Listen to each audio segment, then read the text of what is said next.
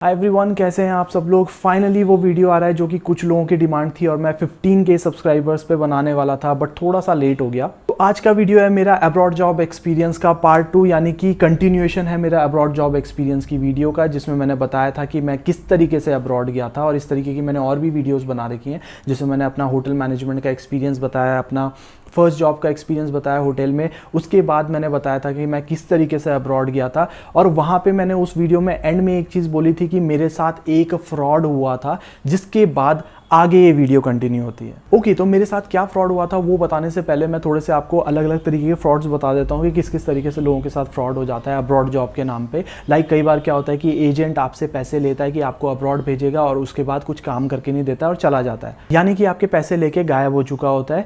दूसरे तरीके का फ्रॉड कुछ ऐसा होता है कि जिसमें आपको एजेंट जो है टिकट करवा के भी देगा और आपका फेक वीज़ा लगवा के भी देगा, यानी कि जब आप एयरपोर्ट में पहुंचते हो तो आपको पता चलता है कि आपका वीज़ा तो फेक है ही है, साथ ही साथ जो टिकट उसने पकड़ाई थी वो कैंसिल हो चुकी है। और जब तक आप एजेंट को पकड़ने निकलते हो एजेंट गायब हो चुका होता है। या फिर तीसरे तरीके का फ्रॉड होता है कि जब आपको बोला तो जाता है कि आपको इस जगह पे काम के लिए भेजा जाएगा, बट जब आप वहाँ पहुँचते हो तो वो जगह पे आपको काम नहीं दिया जाता है, बल्कि कहीं और ही दे दिया जाता है। किसी रेगिस्तान के बीच में छोड़ देंगे, या फिर कहीं ऑयल रिग्स होते हैं, ऑयल फैक्ट्री जहाँ पे ऑयल निकलता है वहाँ पे आपको काम दे देंगे, या फिर आपको हाउसमेट वगैरह किसी तरीके का काम दे देंगे जहाँ पे आप फंस जाते हो और आपको काम करना पड़ता है। और इसी तरीके के बहुत सारे फ्रॉड्स लोगों के साथ हो जाते हैं, जिस पे मैं एक डिटेल्ड वीडियो बना दूंगा। बट जो मेरे साथ फ्रॉड हुआ था वो थोड़ा अलग सा ही था।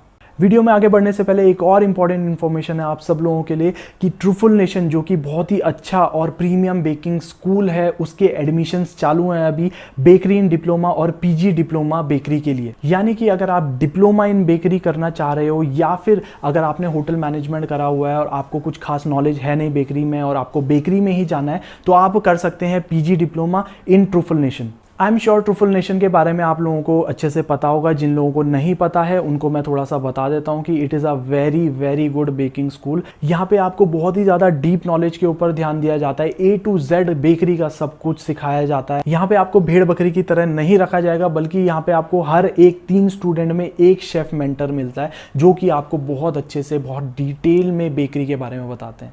तो अगर आप बेकरी में एक डिटेल्ड नॉलेज चाहते हो, एक अच्छा डिप्लोमा चाहते हो और साथ ही साथ चाहते हो कल के दिन में अपना बेकरी का बिजनेस खड़ा करना या फिर अपने रिज्यूमे को स्ट्रॉन्ग करना और एक अच्छी जॉब पाना, तो उसके लिए आपको ट्रूफुल नेशन का बेकरी डिप्लोमा या पीजी डिप्लोमा ज्वाइन करना चाहिए। और सबसे अच्छी बात है कि अगर आप नीचे दिए गए लिंक से क्लिक करेंगे तो आपको 20,000 रुपीज़ का डिस्काउंट मिलेगा। डिस्काउंट कूपन भी आपको नीचे दिख जाएगा। बाकी अगर आपको कोई भी इन्फॉर्मेशन चाहिए तो आप मुझे इंस्टाग्राम पे मैसेज डायरेक्टली कर सकते हैं, मैं आपकी पूरी हेल्प करने की कोशिश करूंगा। मेरे साथ कुछ ऐसा हुआ था कि जब मैं एजेंट के पास गया था तो उसने मुझे बताया था कि holiday Inn Express is the hotel जहाँ पे आपको जॉब मिल सकती है, इंटरव्यूज़ वगैरह होंगे।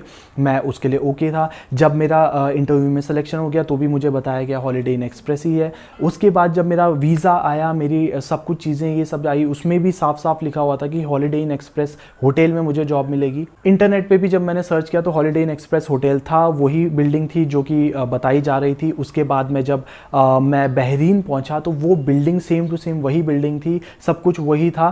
तो मुझे लग रहा था कि ओके एवरीथिंग इज फाइन। और जब आप फाइनली पहुंच चुके होते हो तो तब आपको लगता है कि एवरीथिंग इज फाइन, सब क्या ही गलत हो जाएगा कुछ। लेकिन जब मैं वहां पहुंचा, कुछ दिन बीते, उसके बाद मुझे कुछ चीजें पता लगी, जिसके बाद मुझे पता चला कि यार ये कुछ फ्रॉड हो गया है मेरे साथ। तो मेरे साथ कुछ ऐसा हुआ था कि जो होटल की बिल्डिंग थी वो सेम टू सेम थी, लेकिन जो उसके ऊपर का ब्रांड था वो जा चुका था। यानी कि वो जो ब्रांड था इंटरकॉन्टिनेंटल होटल ग्रुप का हॉलिडे इन एक्सप्रेस, वो उस होटल को 2 महीने पहले ही छोड़ चुके थे। यानी कि जिस प्रॉपर्टी में अब मैं काम कर रहा था वो बिल्डिंग पहले हॉलिडे इन एक्सप्रेस हुआ करती थी, लेकिन अब वो एक लोकल प्रॉपर्टी बन चुकी थी।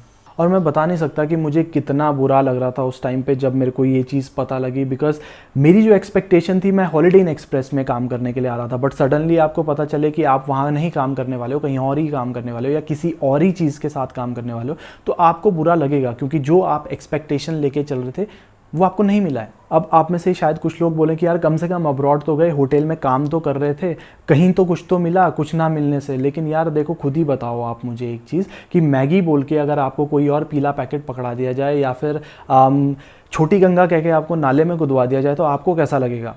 बस मुझे भी वैसा ही लग रहा था। और जब ये बात मुझे मतलब पता लगी, मेरा काफ़ी मतलब मन अजीब सा हो गया था। मेरे को समझ नहीं आ रहा था कि अब मैं क्या करूं, मैंने अपने फ्रेंड्स को क्या बताऊंगा मैं कहाँ काम कर रहा हूं, क्योंकि उस होटल का अभी तक नामकरण भी नहीं हुआ था ना। जब ये सारा कांड हो गया था तो उसके बाद बचे थे मेरे पास केवल 2 ऑप्शन। पहला ऑप्शन था कि ये मैं जॉब छोड़ के, ये कंट्री छोड़ के वापस चला जाऊं, जो कि पॉसिबल नहीं था ऑब्वियसली मेरे लिए, बिकॉज मैंने एजेंट को पैसा दिया था, वो घुस जाता, साथ ही साथ होटल ने जो एक्सपेंस मेरे ऊपर करा था वो भी मुझे पे करना पड़ता। टेक्निकली अगर मैं वो पे कर भी देता और वापस चला भी जाता तो फिर मेरे को अब्रॉड जाने के लिए फिर से पे करना पड़ता किसी और एजेंट को, तो वो फिर बहुत ज़्यादा वैसा हो जाता, वो पॉसिबल ही नहीं था मेरे लिए। और दूसरा ऑप्शन था मेरे पास कि मैं 1 साल इस होटल में काम करूं और उसके बाद, क्योंकि बहरीन के लॉज अलाउ करते थे आपको कि 1 साल के बाद आप जॉब चेंज कर सकते हो, तो फिर मैं दूसरे होटल में अप्लाई करूं, कोई बड़ा अच्छा होटल मुझे मिल जाए उसमें चला जाऊं। तो खैर मुझे कुछ समझ नहीं आ रहा था उस टाइम पे भी कि मैं क्या करूं क्या ना करूं। ऑब्वियसली फर्स्ट ऑप्शन तो मेरी हो ही नहीं सकता था, तो इसलिए मैंने सेकंड ऑप्शन के लिए जाना सही समझा और मैंने बेसिकली भगवान भरोसे छोड़ दिया कि भैया क्या होगा आगे पता नहीं, अभी फिलहाल यहाँ पे करते रहते हैं। तो फिर जब मैं होटल में धीरे धीरे वहाँ पे काम करने लगा तो ऑब्वियसली काम में मज़ा भी आने लग गया, साथ में फ्रेंड्स भी बहुत सारे बन गए, इधर उधर जगह जगह बहुत सारी घूमी। ऑब्वियसली जब आप इंडिया से बाहर पहली बार जा रहे हो तो आपको लगता है यार कि यार दूसरी जगह आए हैं, थोड़ा घूम फिर लेते हैं। बहुत घूमे भी वहाँ पे, काफ़ी मज़ा आ रहा था वहाँ पे, सब कुछ सही था, पैसे भी सही कमा रहे थे। बट मेरे मन में एक चीज़ हमेशा रह रही थी कि यार मैं हॉलीडे इन एक्सप्रेस में आया था और मुझे वो चीज़ नहीं मिली। जॉब वगैरह सब बढ़िया चल रही थी और ऐसा करते करते मुझे 1 साल पूरा कंप्लीट हो गया और फाइनली मेरे पास वो टाइम अब आ चुका था कि जब मैं किसी और होटल में भी अप्लाई कर सकता था। बट उसके लिए एक बहुत बड़ा चैलेंज ये आता था कि होटल्स, देखो इतना आसान नहीं होता है जॉब लेना, स्पेशली जब आप इंडिया से बाहर हो तो आपको समझ नहीं आता है कि कैसे जॉब लो, क्या मुझे 1 साल बाद वहाँ पे जॉब मिली या फिर मैंने उसी होटल में कंटिन्यू करा। वो सब मैं आपको नेक्स्ट पार्ट में बताऊँगा कि आगे का मेरा अब्रॉड का एक्सपीरियंस कैसे रहा था।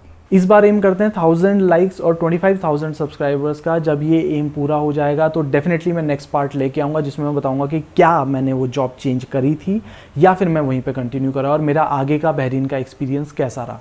तब तक के लिए और भी वीडियोस आती रहेंगी बीच में। आप मुझे इंस्टाग्राम में फॉलो करके मुझे वहाँ पे क्वेश्चंस पूछ सकते हैं। अगर आपके कोई भी क्वेश्चन है रिलेटेड टू होटल मैनेजमेंट या एडमिशन्स, कुछ भी चीज़ हो, वो चीज़ें आप मुझे वहाँ पे पूछ सकते हैं। Thank you so much, have a nice day, bye.